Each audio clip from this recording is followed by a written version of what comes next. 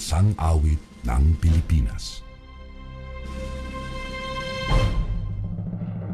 Kayang magiliw, telas ng silanganan, alam ng puso, sa dikit mo'y buhay.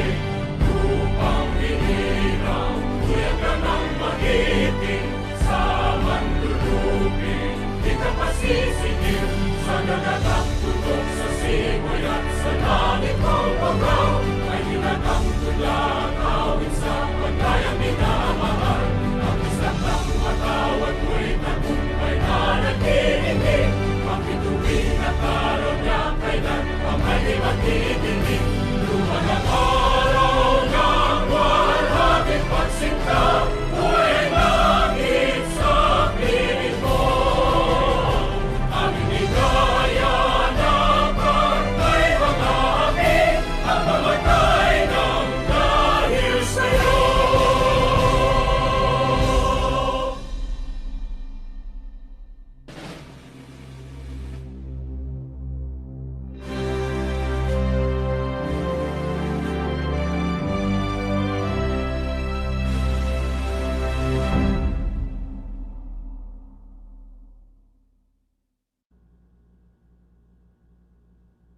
Paano nga ba natin masasabi na ang mga magulang ay naging mabuti sa kanyang anak Hoy, kuya! Ito pala, sa atensyong Ay, dad, baon mo, ha? binibigay nila?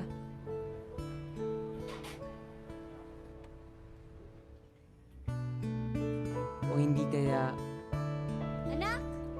sa pagtuturo ng tama at mali? Ate, tapos na po ako. Salamat po. Sapat na ba Nak! na sila ay tapat? Sobra yung bayad mo. Ah, ganun po ba? Thank you po. Para patunayan lang Dito na ako, ma. Uy, Dad. na sila Nakauwi ka na Pagod na ba? ay karapat-dapat?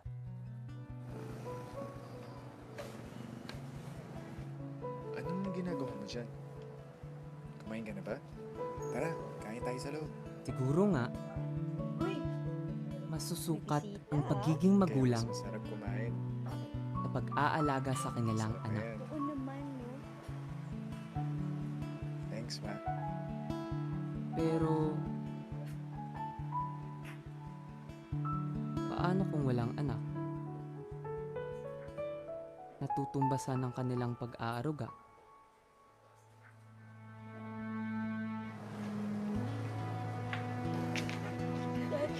Ano nangyari?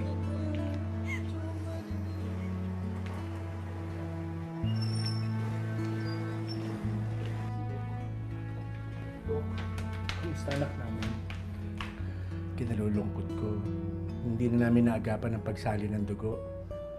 Naging matindi ang pagdurugo sa loob ng kanyang katawan. Dahilan ito ng kanyang dagli ang pagpanaw.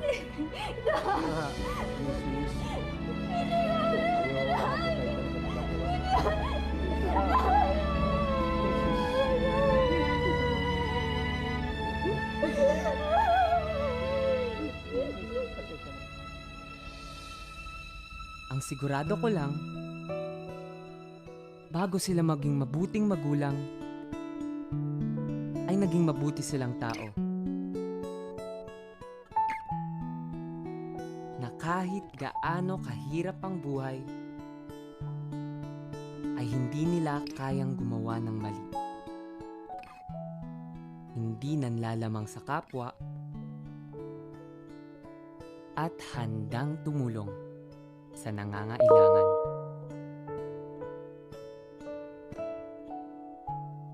Kaya naman, sigurado ako na sila ay magiging mabuting magulang sa'yo. Bunso.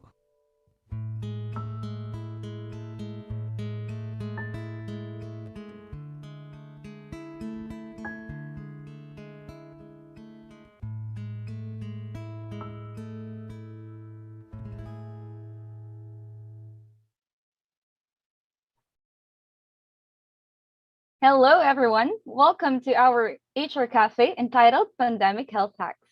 By the way, my name is Kaela Cambra. I'm one of the Business Development Officer at Intellicare, and I will be your host for today. So, from Luzon, Visayas, and Mindanao, good afternoon, magandang hapon, at maayong hapon po sa ating lahat. I hope everyone is safe and healthy, not just physically, but also mentally. And as early as now, I would like to thank everyone who attended our webinar. I know you guys have a busy schedule because some are already having their budget planning for 2022 and Christmas party and other stuff in the company. So thank you so much for spending your time with us. Okay, so upon checking here, we have over 300 participants already. May I please know from what company and city are you watching this right now? Can you type it on our chat box?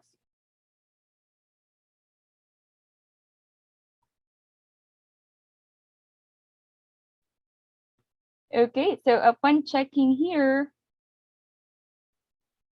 there are some from Cebu, Laguna, Bacolod, Masbate, and Bohol, from BGC, Manila, Cavite, Makati, Quezon City, Dipolog. Ayan, I'm so happy that all of our participants were very active. Okay, so once again, good afternoon to each and every one of us. And to officially start our webinar this afternoon, let me introduce to you our VP for Visman Operation, Mr. Chito Recamadas, for the opening remarks. Thank you, Kael. Good afternoon, everyone. Magandang hapon po. And from those in the Visayas and Mindanao areas, maayong hapon sa atong tanan. Let me start by welcoming everybody to our HR Cafe webinar. Thank you so much for joining us this afternoon in the Zoom platform with 360 attendees and counting. You know, 4 years ago, HR Cafe started with brewing HR topics and trends with take note, less than 10 HR practitioners to create an intimate learning session in Cebu City while enjoying a cup of coffee in a small private function room. And now, during this pandemic, our HR Cafe has evolved into a national activity of Intellicare. And it became a convergence of HR practitioners and people managers coming from all over Luzon, Visayas, and Mindanao area. Of course, thanks to our Zoom platform, it made us easier to group this bunch of professionals in one setting virtually. We have offered varied topics about healthcare management, especially on topics related to COVID issues, to any HR-related concerns like labor relations and latest jurisprudence, and other related people management programs. This is one way of showing our care towards our clients and friends in the midst of this pandemic. This afternoon, we will have a very distinguished speaker from one of our partners, Pasco Laboratories, which will be formally introduced later, who will talk about pandemic health hacks. Our aim in this webinar is for all of you who have a meaningful takeaways as we are still experiencing this health crisis. The government has relaxed its restrictions and reduced alert levels, allowing children to enter the malls and other establishments for our economy to recover. But this doesn't mean we have to be complacent with our basic protocols to avoid occurrence of another wave. Our trajectory is to achieve herd immunity, and we all take part in this road to recovery. Let us be steadfast in our observance on basic health protocols and get inoculated. So thank you so much for joining this webinar. Stay safe and be healthy always. Maraming salamat po. All right. Thank you so much, Sir Chito, for that wonderful message and for supporting us in this endeavor. So, without further ado, I'm happy to introduce to you our speaker for today because she will be coming from one of our partners, Pascal Consumer Healthcare Group. Pascal Group has been with us for over 2 decades now. Let me show you a quick video from our partner. The potency of 1,000 milligrams of vitamin C with 8-hour time release. Potency Forte. Vitamin C throughout the day to help strengthen your immunity and promotes collagen production for healthy skin. Every day is a battle. Be 1,000 times ready. Live life fortified. Potency Forte. All right. To keep the ball rolling, I would like to call on Mr. Rixward Sibal from the Pascal Group to formally introduce our speaker for today.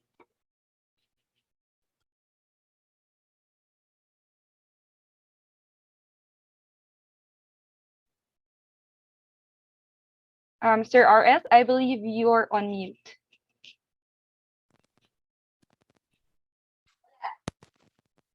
We still can't hear you. Hello. There. Yeah, okay. Sorry. Okay. So thank you, Ms. Kael. So I won't take this any longer. Our new business development.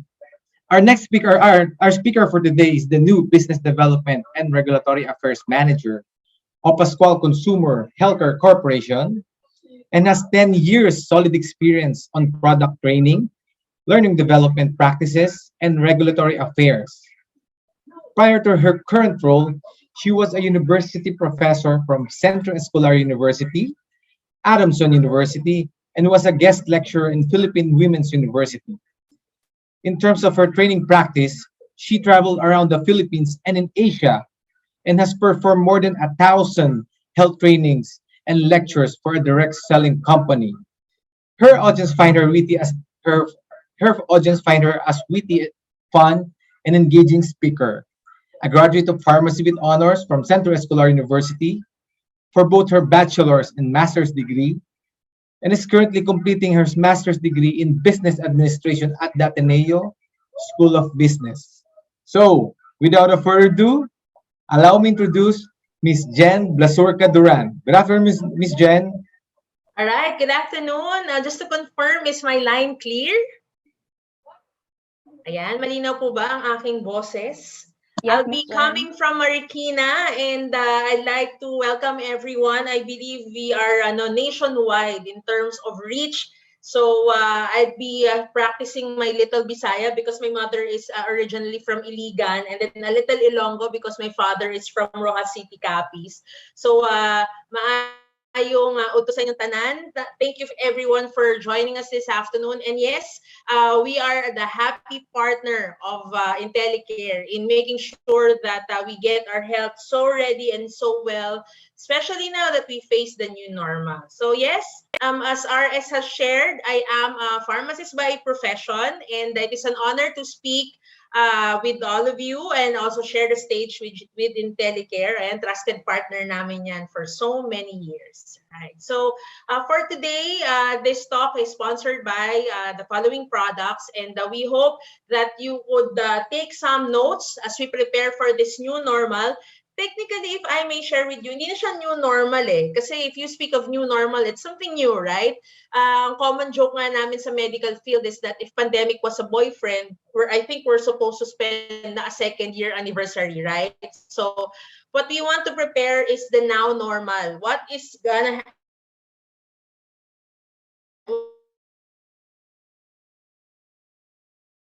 be ready for. The other day, everyone was so happy when the face shield thing was, kumbaga, lifted, di ba? Na everybody was saying, thank you for everything, face shield. But the key thing here is that more than the face shield, the question is, are we ready for the now normal. So for this afternoon, I'll be talking about pandemic health hacks, and I'll be tackling 3 basic things which I hope can help improve the way we see things, especially now that we are going out. For this afternoon, I'd like to set it in a tone of a non-pharmacological intervention. But if you think that there's a certain health concerns that might need to be related to a doctor, usually we have Intellicare as our partner there. There are teleconsults, there are doctors that can help you on site.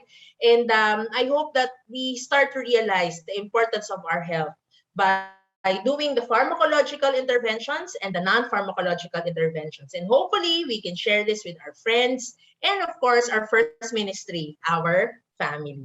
So you may call me Miss Jen. If you have questions, later on we'll have a time to answer all of them, but you may start typing them if you feel like asking para hindi makalimutan. All right. And for the day, we'll be talking about the era of pandemic. Aside from COVID-19, what are the things that we should take good care of? All right.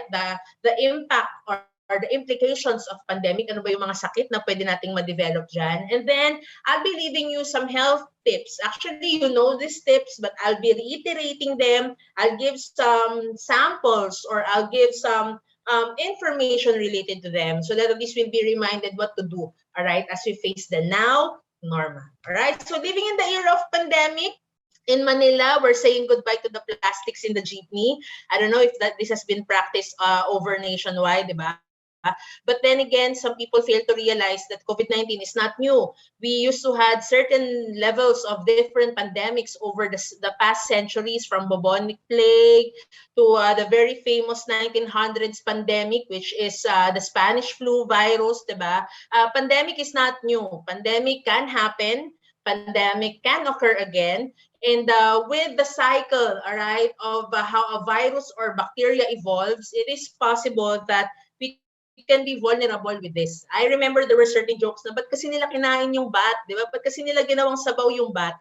There are other vectors aside from bat that can actually cause viral entry and viral problems that could lead to pandemic. So the key thing here is that we should be ready in terms of taking charge of our health, in terms of taking charge of our immunity, and most especially in making sure that hygiene is followed each and every day. I believe that wearing masks would be a new trend, and I hope we continue to use that, not just because we're scared of COVID, but it's because sometimes there are certain diseases na pwedeng airborne. So again, there are some things that I hope we've learned over the past 2 years that will carry on so that we can protect ourselves and will be more, we'll take good care of our health, right? And I believe some of you are attending this training. It is because you'd like to know more on how to take charge of your health. So more than the non-pharmacological interventions, I hope I'll be able to share with you some important key things that you can do. Right? So pandemic is not new. Pandemic already happened. Pandemic can happen. But more than the fear of COVID-19, what I'd like to share with everyone is that aside from COVID-19, there are a lot of health implications. There are a lot of health issues that has been evolving during the course of this pandemic era that we had, itong 2 years na ito. Just to share with you, there's been a lot of reports of heart attacks. There's been a lot of report of strokes. There's been a lot of report of elevated sugar, all right? Yung pagtaas ng diabetes cases and even obesity. Simply because we are in a society where we're moving and then suddenly we're requested to stay at home, all right? To be quarantined at home. There were times that we're able to go out, all right? Pero ibang pa rin kasi talaga yung pre-pandemic that we can go freely outside, all right? And with that, we have developed chronic stress, right? Stress somehow is okay for the body, but when you continually have it, when every day you have been facing it, like for example, not just the stress of staying at home, financial issues, marital issues, family issues, political issues, this has actually something or an effect to your health. And what we're trying to imply here is that sometimes you may not be aware of, but some stressors in our body can actually affect our immune system. I'll be giving you some scientific terms para lang merong recall just in case you attend or you talk to a doctor. Some people aren't aware that we develop stress hormones and we call that the cortisol. When your cortisol is high, all right, there is a tendency for you to have elevated blood pressure, you will have elevated blood sugar, and sometimes your immune system is suppressed or it goes down. So what is the implication on that? What would happen, all right? It can actually lead to degenerative diseases to which you may be required to take certain maintenance medication. And when I speak about maintenance medication, when you speak of maintenance, tuloy-tuloy mo na tong iinumin. Hindi ito yung if you feel okay, you'll stop taking it. And that's where Intellicare has been your partner over the years. It is where we talk to our doctors. It is where we get access to getting our labs checked. It is where to get our health information, because sometimes if we do not take charge of our health now, especially if there are findings that has been seen on our labs in the doctor's interpretation, pag napabayaan mo yan, it can lead to more remorseful diseases. So when your immune system is suppressed, when sometimes akala mo mahapdi lang yung sikmura mo, o kaya lagi ka na nagtatae because of kaba, you don't know na baka side effect na yan ng pagtaas ng tinatawag nating cortisol or stress hormone. So I know we're afraid of COVID. I know we don't like COVID, but part of this pandemic, we are also developing high levels of stress, and it has an impact in our immune system, digestive system, for other people, reproductive system, where sometimes they have prevalence or yung pagtaas ng kanilang PCOS for women, and then sometimes erectile dysfunction for men. Nagkakaroon din tayo ng high risk of cardiovascular disease.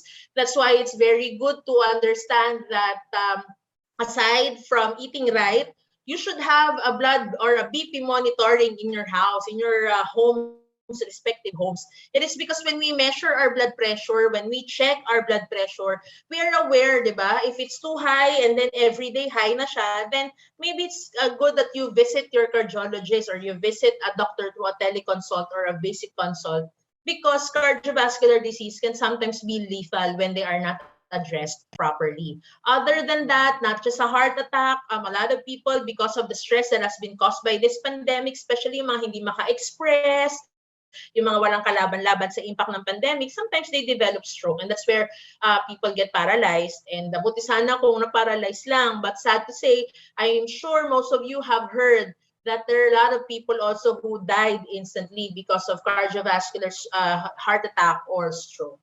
And then, of course, what you observe is that because of the chronic stress caused by the pandemic, nagkakaroon tayo ng fast aging. I don't know if it's just me. I observe parang ang bilis pumuti ng buhok ko, ang bilis malagas ng buhok ko, brittle yung mga kuko. You know, your body, they manifest the stresses that we have inside the body. So, first thing, pandemic is not new.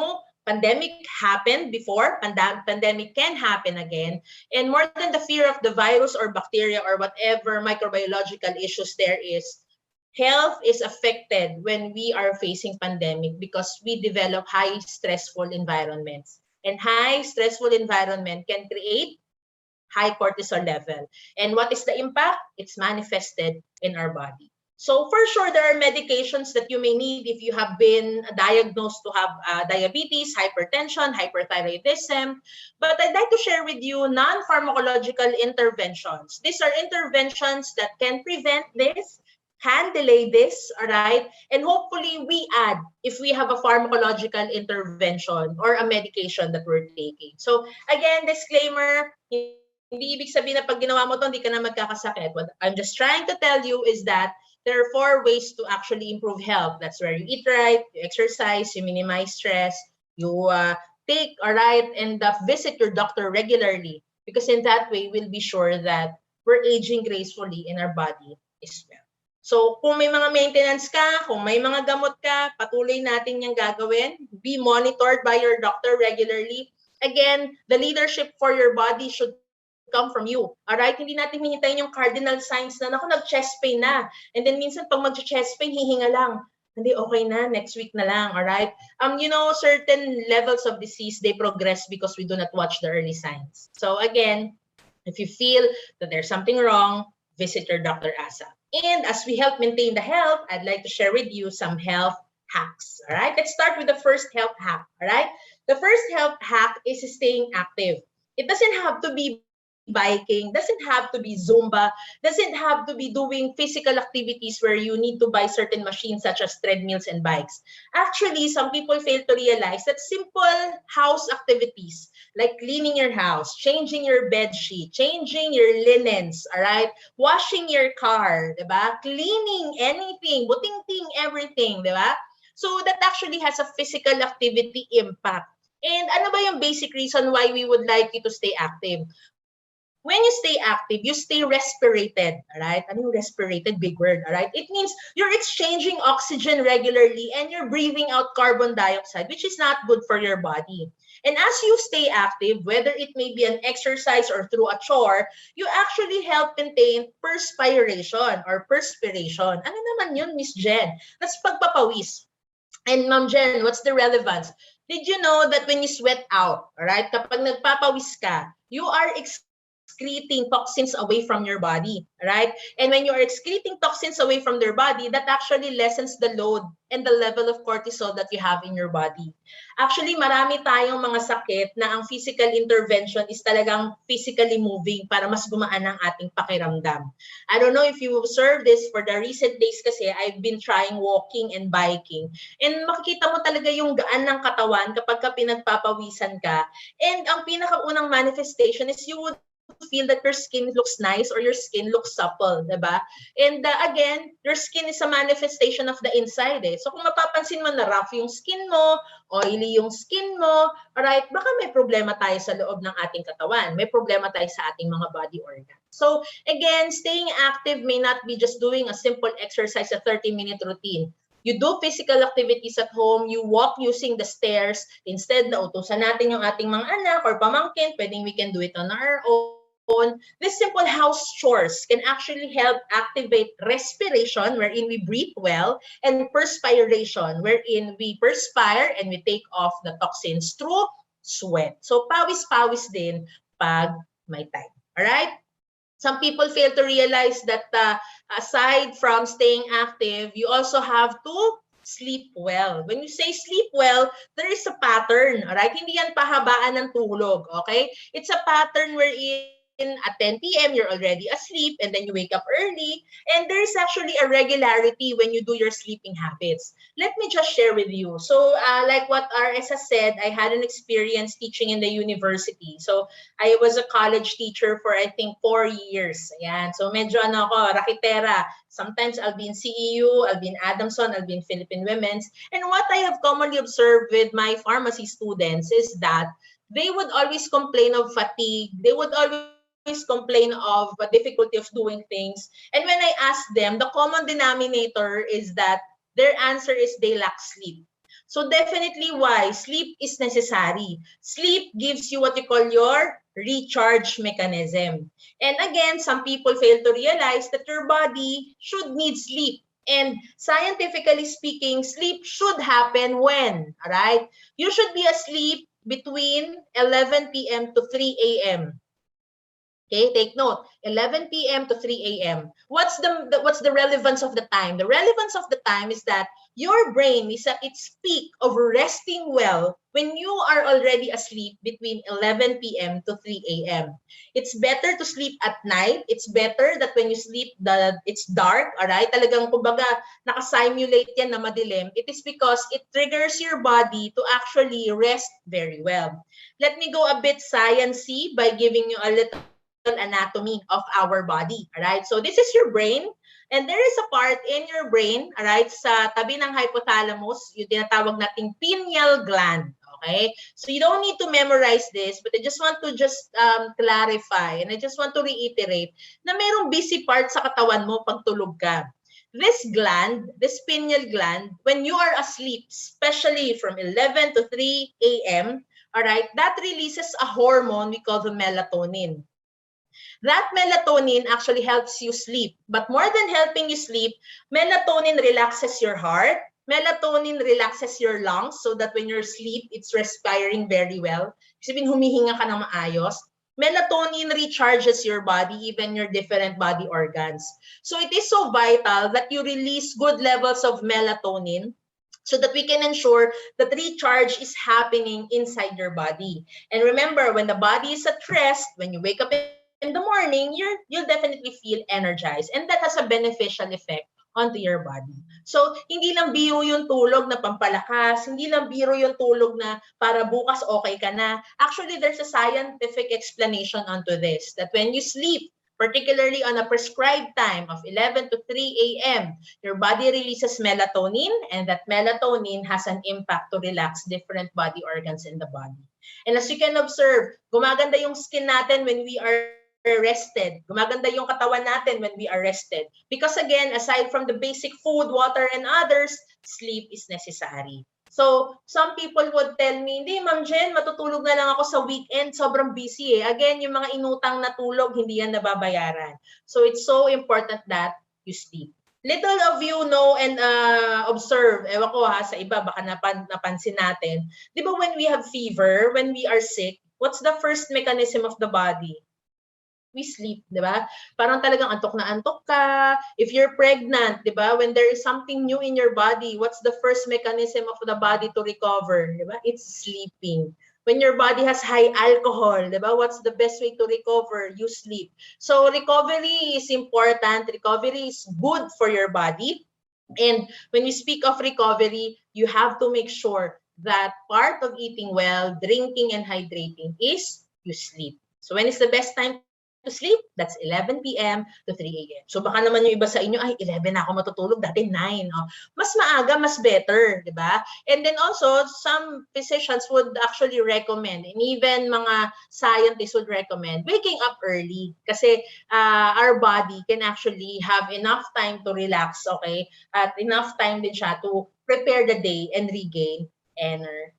So, tulog-tulog din pag may time. Right? So, aside from that, of course, maintaining a healthy diet plan, hindi ko na kayo tuturuan ng mga go, grow, and glow food, di ba? But, I would always remind everyone, guilty tayong lahat dito, of number 1, variety. Alright? Ano yung variety?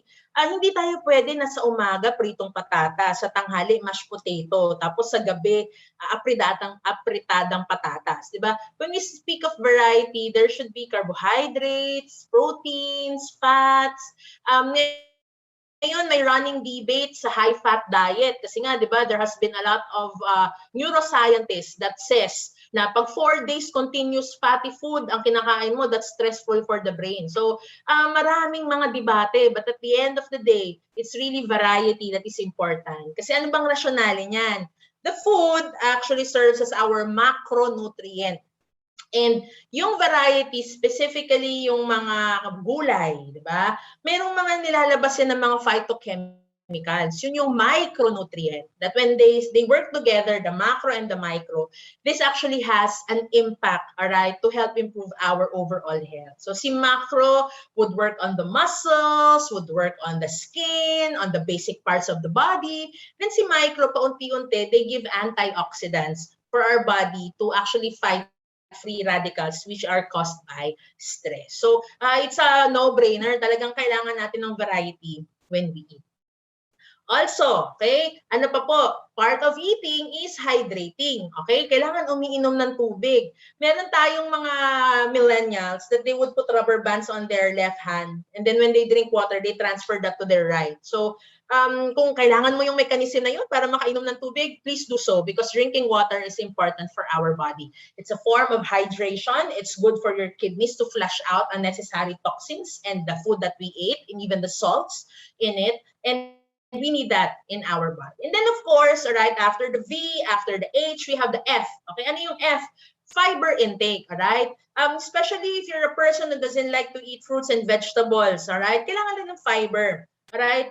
Fiber can be received from fruits, pero kung talagang wala kang access niyan, meron tayong mga commercially available ng mga psyllium fiber husks.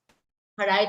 Itong psyllium fiber husk na ito, it actually has what you call soluble and insoluble fibers. So what do? They cleanse your stomach, particularly your intestines, so that hindi ka magkaroon ng mga clogs or hindi ka magkaroon ng mga ipon or deposits doon that could actually link you to have infection o kaya naman sometimes maaring mag-trigger ng colon cancer, so forth and so on. So kung hindi tayo aware, ang fiber ang tigawalis at tigalinis ng ating butuka. And the insoluble fiber is also very good in absorbing little by little some cholesterol cholesterol na pwede niyang madagit or pwede niyang makuha over by cleaning your intestine. So your variation on food choices is important. Your fluid intake, hydration is important. And then of course, your fiber is always very important. So, yung fiber nga lang, kapag kayo ay kumakain yan, tatandaan nyo lang, kailangan hindi yan sabay na kinakain together with your medication. Ulit, when you're taking fiber, whether it's a food form, whether it's a supplement form, kailangan meron yung spacing pag umiinom ka ng vitamins, ng supplements, even your maintenance medication. So, Miss Jen, bakit? Kasi kapag pinagsabay-sabay mo yung gamot mo, tas yung fiber, pwedeng hilahin ng fiber yung medicine mo at hindi mo na makuha yung optimal benefit ng gamot or vitamins na iniinom. So what's my advice, all right? If you are taking your medications, all right, usually after meals, all right, or at least 15 to 20 minutes difference, basta hindi sila sabay no fiber na iniinom mo. Kasi di ba minsan meron sa atin yung mga umiinom ng mga pinya or pineapple shake, di ba mataas sa fiber yun. Tapos biglang inom ng amlodipine. Di ang problema, di mo makuha yung benefit ng amlodipine kasi hinila na ng fiber mo yung medication na ininom mo. So please be mindful of that.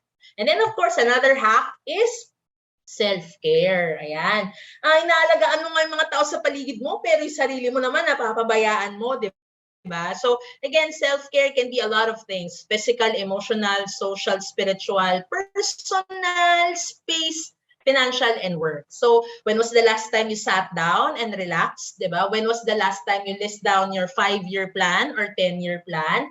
When was the last time you had a Facebook detox, di ba? Kung medyo nababother ka na sa political, away na sila ng away, you might need to do a detox. You might need to turn off your social media for a while so that you can regain the peace that you needed for your body. Remember, pag ang utak natin is bombarded by things that are not good for us, that we think can bother us, meron niyang manifestation sa ating kalusugan. And pwede tayong magkasakit dyan. Alright? Then another thing is spiritual. I hope, I don't want to be preachy, but one thing that I realized, pwede palang mabuhay ng walang mall, pwede palang mabuhay ng walang sine, pwede palang mabuhay ng walang travel goals, pero hindi tayo pala pwedeng mabuhay ng walang Diyos. So sabi nga nung nanay ko, hindi pwedeng walang Ginoo, di ba? We need God, we need the Lord, all right, to guide us, all right, each and every day. And I think natawid natin, nabuhay tayo, di ba, because of the grace that was given to us. So we have to be thankful for that. I hope our faith was strengthened further by the pandemic. So mahiram ko lang yung linya ni Catriona Gray, yun yung silver lining siguro, no, na malungkot na maraming nawalang buhay sa COVID-19, pero we had a faith that is stronger, I believe, more than that compared to 2019. And then sa personal, I hope you develop new hobbies. Maraming mga scientists and mga psychiatrists and psychologists would agree with me na yung mga hobbies natin, yung plantita, naging instant chef tayo, diba?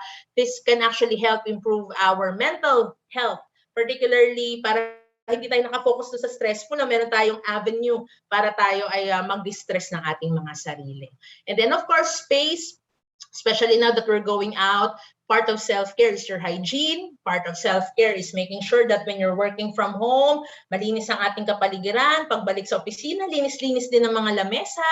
And then, of course, you take good care of yourself and you do living healthy activities, all right, for yourself. Or have an organized space. Sobrang halaga yan. And then in terms of financial, I hopefully soon that there will be topics on financial health kasi maraming mga nagkakasakit physically ay dahil sa kanilang problema sa finances. So I will not be preachy on that. That's a thing that I've been working then in improving over the years, and praise God for His deliverance and grace.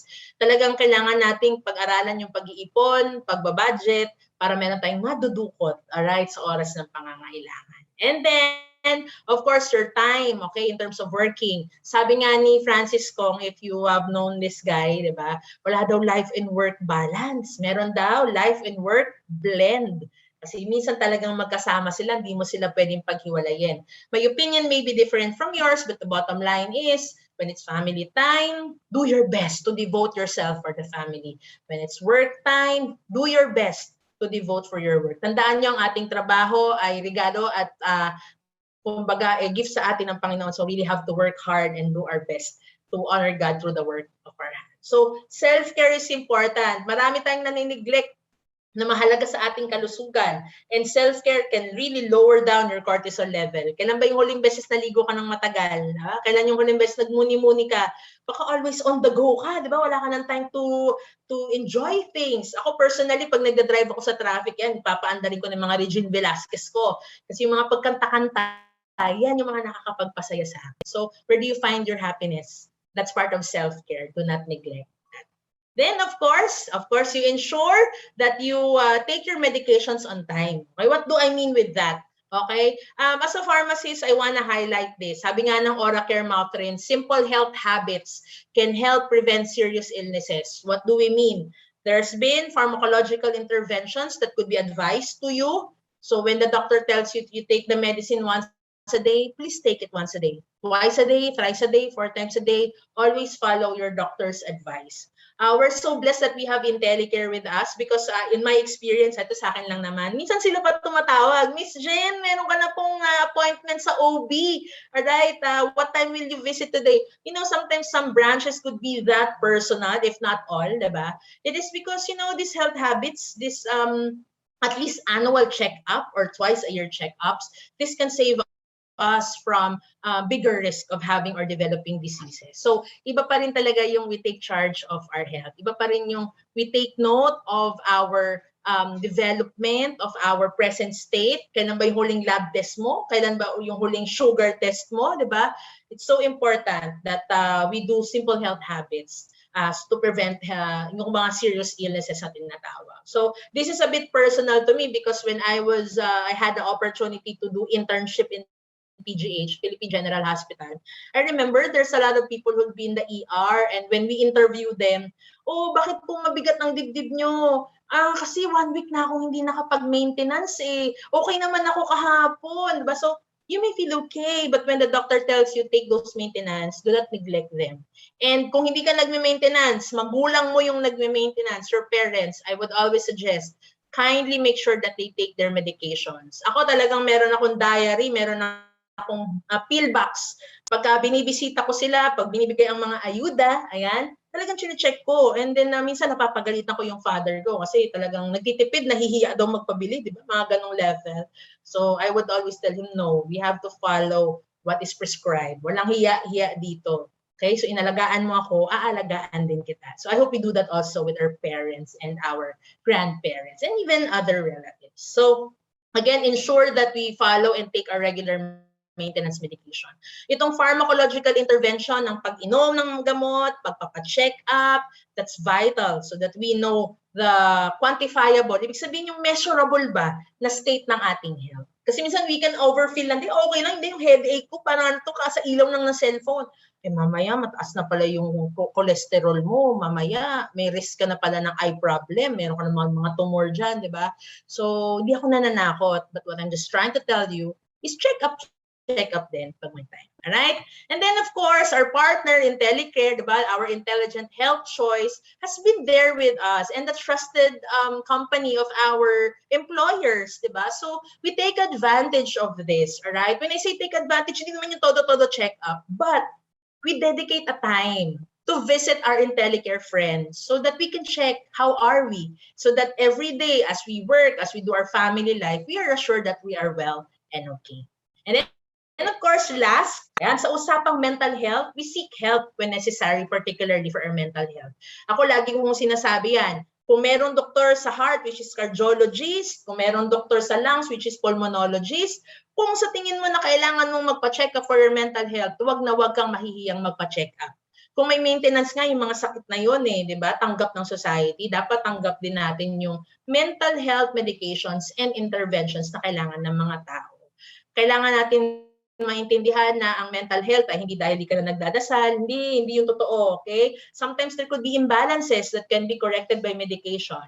And sometimes there are some characteristics, there could be some mindsets that we can do and change so that it can help improve our mental health. So sabi nga ng World Health Organization, when faced with a difficult situation, you focus on what you can change. So pagka hindi na natin ma-change, we accept that beyond our control then we start living by our values. So again, we make healthy choices, and physical activity, self-care, the rest of what I've discussed, they have an impact to improve our mental health. So wag natin yang i-neglect. All right. So with that, we thank everyone for the opportunity. It's really nice to talk to you via webinar. So I think I'll be inviting the host with me because I'm opening the floor to certain questions before we proceed to the games part. Ayan. So if you have questions, I'll be reading them over the over our chat box. Ayan. So maraming salamat po. Sana may mga natutunan po kayo. Ayan. Ayan. So may mga tanong po ba dito? May mga questions tayo? Actually, I would share with you, hindi ko na lang din i-mention yung mga pangalan ng ibang magke-question ha. Pero sometimes they are experiencing certain stressors like yung pagtigas ng panga, pagtigas ng shoulder, yung mga uncontrollable na mga pagsakit ng mga kamay nila. Sometimes you might feel na, baka naipit lang. But ladies and gentlemen, this could be cardinal signs of heart disease. That's why you really have to consult your doctor. So yung mga improper sleep position, kung inayos mo naman na yung sleep position mo, pero parang nangangalay pa din. But again, yung pagtigas talaga ng panga, you really have to go and have your body checked by a doctor so that we know and we can address them right away. Right? So I think we have a question. Ayan. So thank you. It's really good, diba? We understand talagang kailangan ang self-care ginagawa yan. Hindi lang yung pag-shopping sa Lazada, masaya ka na. Minsan you really have to sit down. Sit down and check. Ano ba ang aking financial health? Ano ba ang aking emotional health? Baka lagi akong galit, lagi akong naiinis, di ba? Those are things that can increase your cortisol. So what do? We lessen them down. So you do self-care. Ayan. So, do we have questions? All right. So thank you so much, Ms. Jen, for that engaging and meaningful pandemic health hacks that you have shared with us. It is really timely because we are facing or living in this pandemic era for like more than a year now. So I guess we already done with the adjustment period and already adapt with the situation. That we really need to know what to do to prevent and keep ourselves healthy in our immune system. Okay, so now we would like to formally open our question and answer portion. You may type in your questions in our chat box. It is located on the lower middle part of your screens. All right. So while some are typing in their questions, actually some personally messaged me and asked certain questions. So if I may read with you, question number 1 is, Miss Jen, when is the best time to take vitamins? All right. So kanina di ba pinag-usapan natin yung self-care, Kale. So vitamins, again, they bridge the nutritional gap. And ideally, okay, sa training ko bilang pharmacist the best time to take your vitamins is within meals or after meals. Bakit? Because your vitamins when taken within meals, ibig sabihin habang kumakain ka, di ba? That actually helps absorb the vitamins better so that you can get the beneficial impact of these supplements onto your body.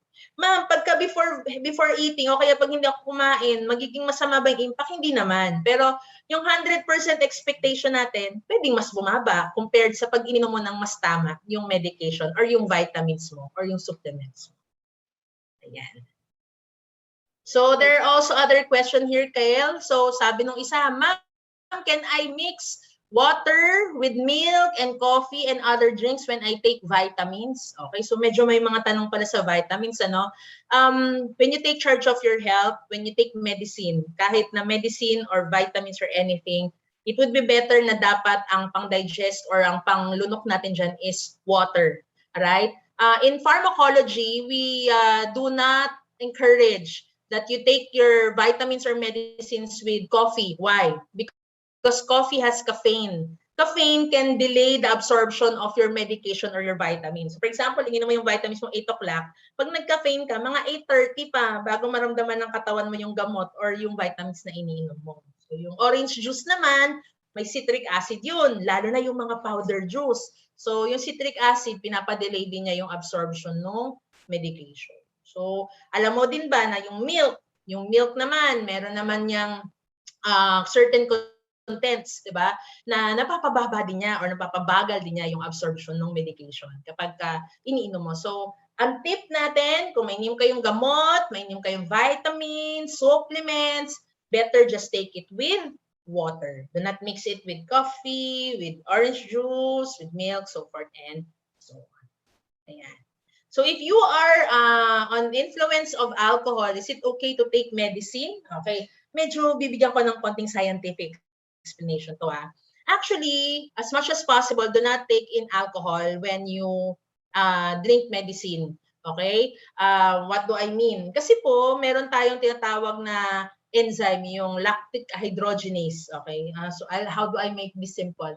When you drink alcohol and that enzyme elevates, that actually stops the absorption of the medication you are taking. So, yung mga gamot na mga maintenance, ang mahal, di ba? So, pagka nag-stop yung enzyme or tumaas yung enzyme na yon, tapos nandun yung gamot mo, mawawalan siya ng bisa, titigil siya, or mababawasan. So, you will not get the optimal benefit. So, i-apply ko sa Christmas, di ba? Uso ang inuman, uso ang mga wine. I would suggest that you take your medications na in the morning, at least 8 hours interval, para hindi mahinder yung pag-absorb ng gamot mo. And then after 8 hours, you do the merrymaking of drinking your wine and alcoholic drinks. But as much as possible, pagka ikay umiinom, huwag mong sabayan ng gamot. Mawawalan ng effect yung gamot. And sometimes it can turn to hyperacidity.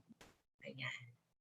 Okay, I'm not taking vitamins, but I do eat fruits and vegetables every day. Is it okay? Yeah, it is okay. You just make sure, all right, that there's variety. Medyo mabigat ito sa tiyan, ma'am, ha? Pero ang sinasabi sa atin is 5 varieties of fruits and vegetables a day can give us our macro and micro nutrients. Nagkaroon lang naman ng konsepto ng vitamins because they're bridging the nutritional gap. What do we mean with that? Hindi ko makain ng prutas at gulay yung mga tao. So sometimes you just need to get an easier way to get it, which is usually your supplements. Pero sa usapang vitamin C, alam niyo po bang you need to take 16 oranges to get your 500 milligrams of vitamin C? So medyo sipunin ka na, medyo mahina yung immune system, maybe you can add on to your intervention multivitamins, particularly vitamin C onto your diet. But for the rest, basta kumakain ka ng meat, ng green leafy vegetable, all good tayo dyan para makakuha ng macro and micro nutrients. Ayan. Is it okay to take all your medications at once? Okay? Ito, medyo meron kaming conflict ng mga ibang health practitioners dito. But with me, alright, especially yung mga metformin, yung mga medications for diabetes and the others, you have to specifically ask your doctor which medication should be taken before meals and after meals. Kasi sa totoo lang, merong mga maintenance na hindi tayo aware, dapat pala iniinom ng empty stomach. Yung iba naman, pwedeng inumin mo na sabay-sabay after kumain.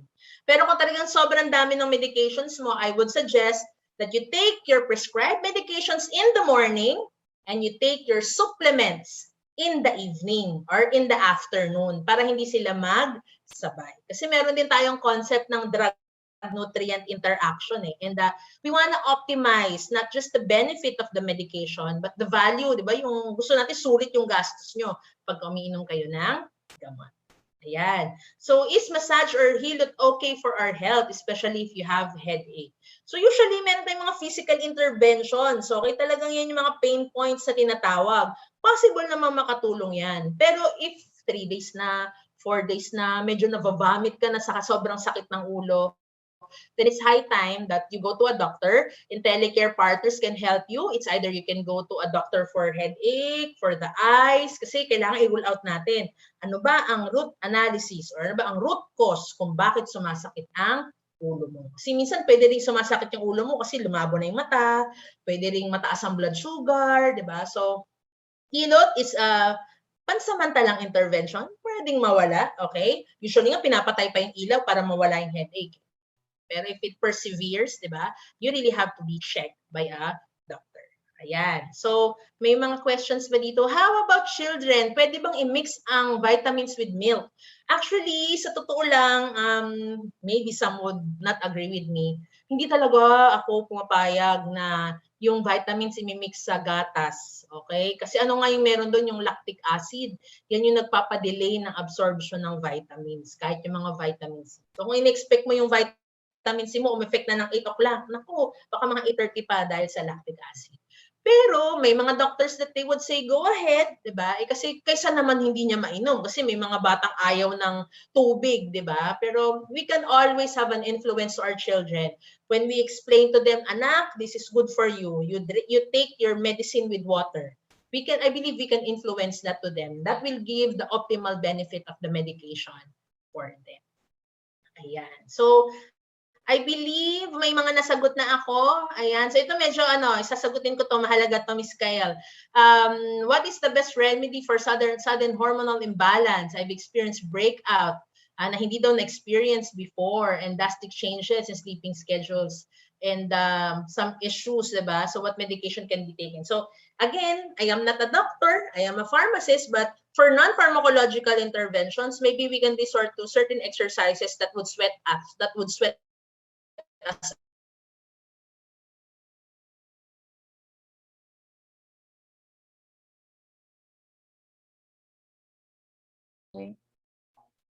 Okay.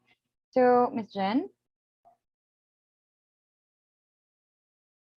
Ma'am, pag ito yung mga nararamdaman mo, maybe you can find our respected doctors for endocrine, di ba? Yung mga endocrinologists. So, it's good to find the right doctor so that we can actually have this experience addressed. So, kung ma'am, ito ay medyo 1 to 2 months nang nagiging problema, wag mo nang hayaan dumami yung acne. Okay? Wag mo nang hayaan na sleepless nights ka. You can ask our Intellicare partners of the best endocrinologists on their list, OB-gynecologists on their list, and dermatologists on their list. Habang hinihintay yung schedule na yon, habang ginagamot tayo ng mga doktor na yon, physical activity, sweating out is a good detox para yung mga breakouts na yan medyo ma-address ng ating katawan. Ayan. All right, Miss Jen? So I guess later on I'll be answering some more questions, but I think would you like to proceed to the next part of the program, Kael?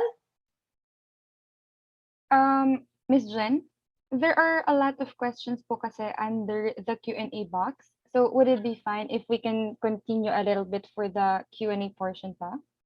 Okay. All right. Sige. I'll be answering some. Ayan. Sige, sige. So, sabi dito, I have severe face mask allergy. What medicines should I take? Ayan. Sa medicine part, usually, makabibigyan ka ng doctor mo ng mga hypodermic solution o kaya yung mga skin solutions. Pero I would suggest na isa sa mga interventions for better skin is hydration, water intake talaga. Some would add lemon water, alright, para ma-detox ka talaga at mag-sweat out ka. So hydration and sweating out, that's good. It's actually very good for the skin. And resting your skin. Pag nasa bahay, ma'am, tanggalin na talaga yung mask, linisin yung mukha, okay? Find a suited soap for you. Okay, or a suited facial wash for you. And some of my derma friends would always recommend a toner. Kasi hindi lang pala natatanggal ng sabon or ng facial wash yung mga duming nakukuha natin sa labas, lalo na yung mga dumikit sa mask. A toner can extrally remove, alright, yung mga hindi magaganda na mga pumasok particles sa pores ng ating katawan. So, maybe we can start with that, but it would always be better na pagka medyo lumala na, okay, we can talk to a dermatologist because we might need to put some patches or we need to put some creams para mag-subside yung pagwewelga, no, ng mga pores natin dahil nga, pag nakamask nga naman, di ba, may pumasok na particle tapos tatakpan mo pa, talagang mag-i-incubate yan at talagang mag-grow yan. So, for a non-pharmacological intervention, it's really exercising so that you sweat it out, and then you drink water so that you hydrate your body. Ito, maganda siya. I've been drinking vitamin B, C, D, E. Madami siyang iniinom. Am I overdosing my supplements? This is on top of my maintenance medication, around 5. I feel already like a pharmacy. Medyo marami nga ito, ma'am. Pero ito perspective ko lang bilang pharmacist. You may consult others as well din naman. Pero hindi naman matataas yung mga milligrams ng mga yan. Nasa therapeutic or within the recommended daily allowance naman sila. Basta you don't overdo the dose, you don't take 3 of everything. Kung ano ang sinabi sa instruction na once a day nito, twice a day nito, you just follow the recommended daily allowance, and I believe you are not overdosing it. Sa usapang vitamins naman, meron tayong tinatawag na mga water-soluble vitamins. Ito yung, in case sumobra ka, iihi mo naman siya. So it's not really bad for the body. But I would suggest that since I'll be mentioning a brand, you're taking Centrum, bilangin mo na yung B, C, D, E doon. Kasi baka naman redundant, di ba? So makakatipid ka na alam mo na yung content ng isang vitamins na iniinom mo para hindi ka na mag-duplicate. And kasi nga, again, yung mga sobra, iniihi lang ng katawan. If you are taking your maintenance medication, wala tayong contention dyan. Kailangan talagang inumin yan. It's just a question of when is the best time. So again, I'd like to reiterate my advice that if you have a maintenance meds, you take them and prioritize them first, and then your supplements can go in the afternoon or in the evening during dinner time. Okay? Tapos po, anong mahalaga? Hindi ka lang perpetual mag-vitamins. Kailangan nagpapalab test ka din para makita natin kung may improvement nga siya sa ating katawan. Ayan. And then, we have you here in the office who have trouble sleeping. What can we suggest to improve the sleep? Alright? Hindi po ako magre-recommend ng gamot, pero okay lang ba ng mga food ang aking i-recommend, di ba? Kasi medyo kay doc nyo itatanong yan kapag ka gamot. Pero alam niyo ba na ang saging, okay, whatever, latundan, lakatan, senyorita, when you eat that 2 hours before sleeping, that can help improve your melatonin release and that can help you sleep. Meron din yung milk, nakakatulong din yan, kaso lang yung lactose intolerance, baka medyo sumakit yung tiyan nyo or baka magka-kidney stone. Pero in terms of sleep, it's really saging, okay, or banana. They can help improve the quality of sleep. And then ano ba ang requirements sa magandang pagtulog? Kasi baka hindi kayo nakakatulog kasi hindi malamig ang inyong bedroom. Hindi madilim ang inyong bedroom at hindi masikip. When I say masikip, hindi naman yung crowded. But what helps you sleep is dapat medyo natatak into sleep ka. Yung talagang medyo mong nayayakap ka or talagang nasisikipan yung pakiramdam mo. When ano mong better term, kumbaga parang you feel comfortable, yung parang nahahag ka. Ayan. So that can induce better sleep. Sa med school, ang turo sabi niya yung 3M. Masikip, madilim, at malamig. Kailangan at least malamig. At least yung paa mo mga naka 20 degrees centigrade yung lamig para mas makatulog ka. So dapat daw sa gabi may kahag. Oo, actually dapat. So, pero kung wala pa, darating din yan. Ayan, cozy. Ayun, that's the right term, ma'am, cozy. Alright, it has to be cozy. You tuck in yourself to sleep. Yeah, yung mga swaddle, kung may mga babies kayo dyan, di ba? Ini-swaddle natin kasi they actually help induce or produce sleep. So kung wala daw katabi, pillow na lang. Or yung teddy bear na binibigay ng Intellicare, di ba? Pero huwag sana tayong ma-hospitalize. Alright, with that. Okay? So I think you have answered most of the questions, Kale. All right. Thank you so much, Ms. Jen. So probably our participants have been enlightened as to on how are they going to take care of their health in this time of pandemic and keep their immune system strong. So for those participants who still have some questions, please feel free to share your email address to us. You can type it through the chat box and we'll gather the summary of your questions and get back to you after we coordinated with our speakers. So, okay, I'm going to give back the floor again to Miss Jen because I believe she have prepared a quick game for our participants. Yes.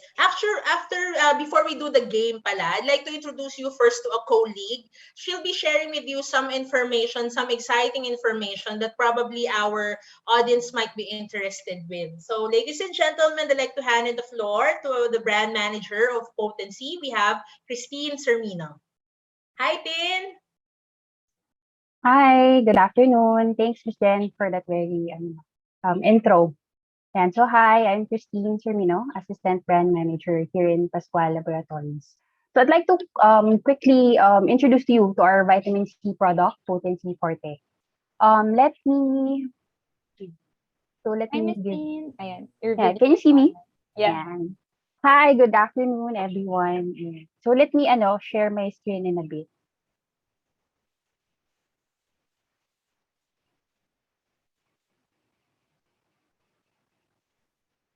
Miss Christine.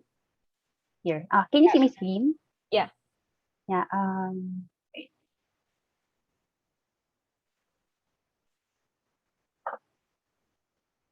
Okay. So, good afternoon, everyone. Ayan. So, I'd like to quickly introduce to you our product. This is Potency Forte. So, basically, it is a step up your regular vitamin C intake. So why? Because it is in a high dose vitamin C format versus the regular 500 milligram vitamin C that is available here in the market. So what makes Potency Forte unique is it is in sustained release format. So let me explain very quickly. No, as what Miss Jen mentioned a while ago, that there are types of vitamins that are water soluble. So actually, vitamin C is a water soluble. Soluble meaning any excess that our body don't need, usually iniihi lang natin siya. So since Potency Forte is in a sustained release format, it gives that slow and steady release, giving us a whole day immunity protection. So it's not just because high dose vitamin siya, it's because nasa sustained release format yung Potency Forte natin. Okay, so I'd like to share good news to everyone. No? So first of all, I'd like to say thank you to Intellicare for making us, for accommodating us in making this webinar possible. So we are very honored to share this knowledge to everyone. And as we say here in Pascual, we make life and health easier from our family to yours. So now that we are slowly getting back to the new normal, and majority of us are bumabalik na rin sa office unti-unti, dapat hindi pa rin tayo magpakampante, especially when it comes to our immunity. So I'd like to share good news to everyone here, yung mga attendees natin. So we are offering a special 1+1 deal or buy one take one for all our Potency Forte products for all attendees here. So you can get 2 times the protection for the price of one. So for those who are interested to purchase our product, please get in touch to us, to Sir RS or to Miss Kael to share to you yung further details about our promo. Yun. So thank you everyone and have a good afternoon. All right, thank you, Tin. So, Kayl, I think we can proceed na to our games. Okay lang ba? Yes, Miss Jen. Ayan. So, syempre, hindi natin tatapusin ang araw na to without giving something to our audience. And we prepared simple games for everyone. So, ang maganda dito, Kayl, if you're from Vismin, if you are from far place, we'll just ship the prize to you. So, ang mahalaga lang is if you answer the questions that I'll be giving here, please write your name para matitrace kayo ni RS on a positive note at mahahanap kayo para maibigay ang prize ninyo. So it's game time! And how do you answer? So you first write your name and then your answer, okay? Then in that way, first one to answer after I say go, siya yung makakakuha ng prize. So heads up ko lang, RS, nandito ka ba? Yes, Jen. Weird. Dapat mabilis ang mata natin para malaman kung sino yung unang-unang makakasagot. So again, I'll read the questions and then I'll say the word go. At ang pinakaunang sasagot or magta-type will win a prize. We'll ship the prize to you kahit nasa ang lupalop ka pa ng Pilipinas. Okay? So let's start. Question number 1. What is the leading vitamin C product in the Philippines? Go.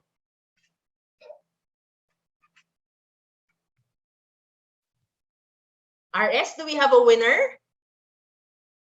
Stop. Ayan, stop na tayo. Yung mga hindi makatype, next question na. Yes, actually, ang dami yung pinakauna, fastest finger first. Ayan. Do we have a winner, RS? Yes. Okay, so we'll announce those names later, or the name later. We'll proceed to question number 2. Question number 2. Question number 2, simple health blank can help prevent serious illness. Go. Yan, motto yan ng di ba, Oracare Maltrin. Sabi nila, simple health blank can help prevent serious illness. Yan. Stop. Ayan. Meron na ba tayong unang winner? RS? Yes, meron na. Okay. Hey, let's proceed. Okay. Ready na ho, pangalan and then answer. Question number 3. What is the leading lagundi product in the Philippines? Alright. Ito medyo hindi namin ito na-discuss. Pero kapag alam mo yung sagot, you deserve the answer. So 5 letters siya na word. Siya ang pinakaunang lagundi product in the Philippines that has been FDA approved and DOH approved. Ayan. So para na kayo mahirapan, second letter is S. Hulaan nyo na lang yung 4th letter. Go. Ask blank lagundi. RS, may nakasagot ba? Yes, meron na rin. Alright. Medyo ang dami. Oo. So, hulaan Galing, na lang tama. sino yung pinaka-first. Can we proceed to the next and last question? Yes. Okay. O ito. Okay. Fastest fingers first. Ha? Do not forget to type in your name before the answer. Intellicare. Your blank. Health. Choice. Go. Hindi ko pa makalimutan. Go.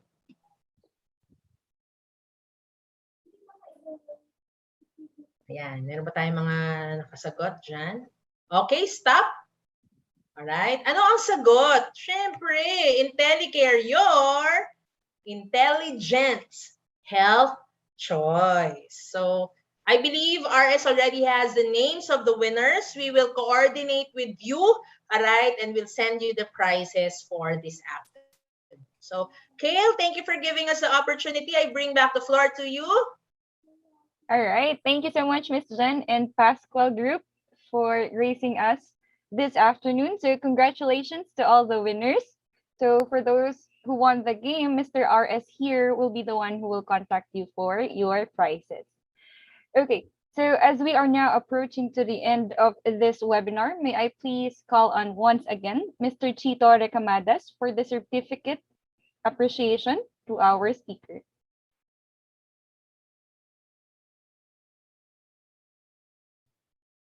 In behalf of Intellicare, this certificate is proudly presented to Ms. Erlene Genevieve Lasurca for imparting valuable insights and inspiration during the HR Cafe entitled Pandemic Health Hack, given this 18th day of November 2021.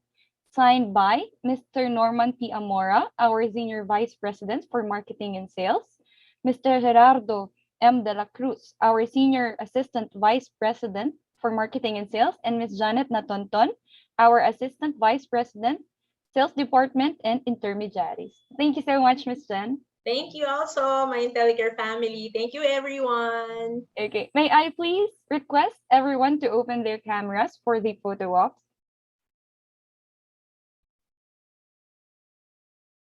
All right. All right, thank you. Thank you, everyone. Okay, for more details, don't forget to like and follow our social media sites on Facebook, Instagram, Twitter, LinkedIn, and YouTube. So once again, in behalf of Intellicare, we would like to thank our partner, Pascual Consumers Healthcare Group, and Ms. Jen for gracing us this afternoon. And for all the participants, we will also like to say again, our sincerest gratitude for joining us this afternoon. Keep safe, everyone. Stay well and healthy.